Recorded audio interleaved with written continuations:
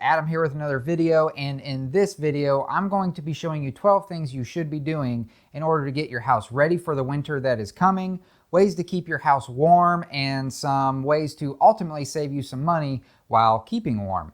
Most of the items I will show you and talk about in this video, I will post a link for them down in the description below so that you can easily find them.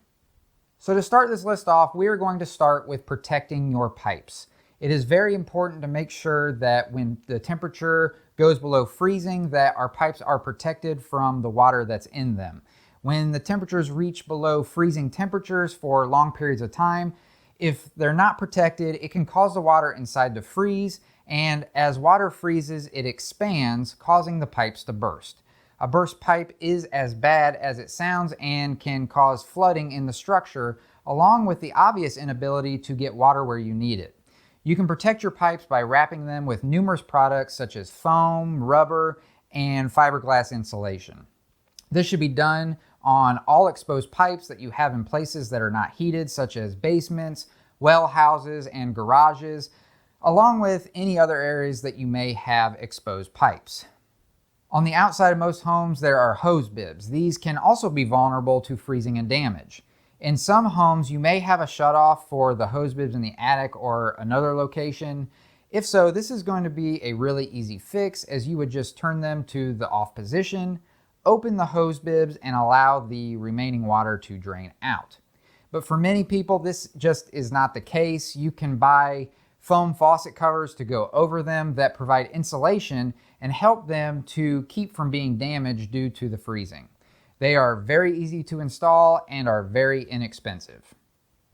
Now, we all love our fireplaces in the winter, but there is some maintenance that should be done prior to using them.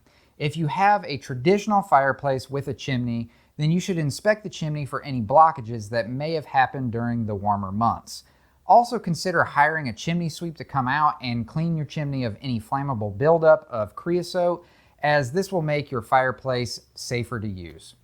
Also, fireplaces are notorious for allowing your warm air to escape through the chimney when you are not using it. So consider looking into items such as chimney balloons, top ceiling dampers, or installing glass doors on the fireplace. These will all help to keep the warm air in the house when the fireplace is not in use. Of course, you would need to remove the balloon and open the dampers when you decide to have another fire. Now, this next one goes for everyone, whether you live up in places that get very cold or live in warmer climates in the south. Take this time to clean your gutters. It is always important to allow water to travel away from your home, and if gutters are plugged up, they can cause issues in any climate, but can cause a lot of damage in colder climates. When water cannot escape gutters in colder climates, it can cause the water to freeze in the gutter, causing fascia issues. It can also get very heavy from the frozen water on top of snow piling up, which can also cause damage. In the south and in places where ice and snow begin to melt, if the gutters are not open, the water can travel over the backs of the gutters, causing damage again to the fascia and also to the roof decking. A way to help keep your house warmer is by adjusting your ceiling fan. There is a switch on ceiling fans that control the direction that the fan blades spin. In the summer, it spins counterclockwise, blowing air down and giving us that cool air feeling like a breeze would. But in the winter, you want to flip that switch on the fan to the other direction to get the blade spinning clockwise. What this will do is it will pull air up, forcing the warm air that has risen along your ceiling to be forced out and away from the ceiling and then back down to where you are. This will make the room feel warmer because it will be warmer. If you have drafts in your home coming under your doors, you can look into purchasing or making a door draft guard. These are relatively inexpensive and do a really good job of keeping cool air from being able to come under your door. For interior doors, you could also make your own using a couple pieces of cardboard tubing from wrapping paper and rolling a towel up with them and then sliding it under the door to the room that you want to keep the cool air out of. I'm sure there are other ways that you could do this, so just use your imagination for things you could use that are laying around your house. Likewise, there are many options you can purchase for your exterior doors to keep cold air from coming into the house underneath of the door.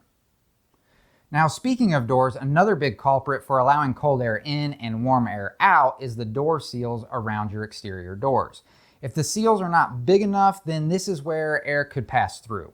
You can figure out if you have an issue a number of different ways. You could light a candle and hold it next to the cracks around the door, and if you see the flame flicker at all, then it could very well be telling you that air is passing through there. Of course, you can always just use your hand, and if you have an issue, you will many times just be able to feel the air coming through the cracks around the door with your hand. If this is the case, look into upgrading your weather stripping around the door. This is incredibly easy to do yourself and is inexpensive. This is one of the best ways to keep your house warm and your heating bill lower. Another area to be looking to seal off cool air from entering is around windows and lines coming into the house. Just walk around your house looking for gaps around windows where caulk has probably shrunk and allowed air to come through. This is easily fixed by applying caulk to any cracks that you find.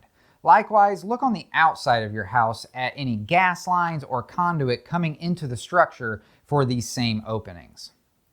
Next, make sure that your air filter for your heat pump or your furnace are clean and being replaced regularly. Most recommendations are every 3 months, but this can really depend on your situation as it may need to be changed sooner. If the filter is dirty, this restricts airflow to your unit, which makes it less efficient. This makes your unit have to work a little bit harder and cost you more money on your electric bill. Consider replacing your thermostat with a smart thermostat or a programmable one at the very least. When you are not at home, there is really no point in keeping your house at your ideal temperature as no one is there to enjoy it. This is just wasted money and use of your heating unit.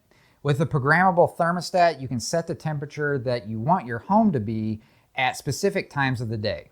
If you are going to be at work and nobody is at home, you can set it to be a few degrees cooler so that it isn't constantly heating all day long.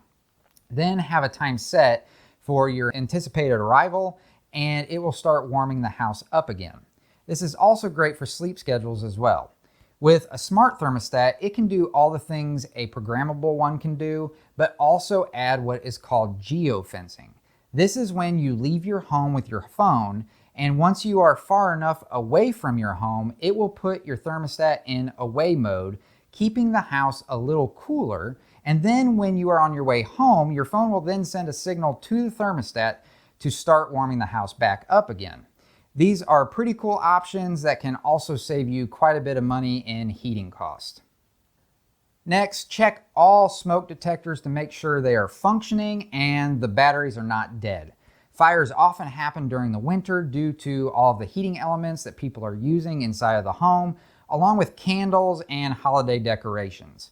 I recommend that it just becomes a habit in the winter to just go ahead and replace all of the batteries in all of the smoke detectors.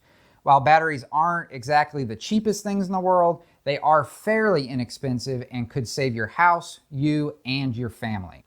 One final item to strongly consider purchasing to keep your house feeling nice and warm would be a humidifier.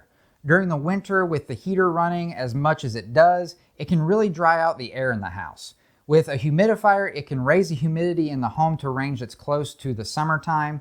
When air has humidity in it, it will tend to amplify the feeling of the temperature. So if the humidity is raised and the heat is on, it will make it feel a little warmer than it actually is. And this could allow you to lower your thermostat a little bit, save you from some bloody noses, and also save you some more money on your heating bill.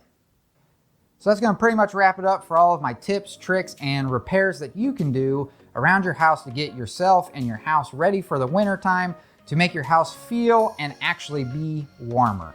So I hope that you found this video to be helpful and informative. If you did, please let me know by leaving a comment down the comment section down below and also giving the video a thumbs up. I really appreciate it, and I hope to see you in the next video.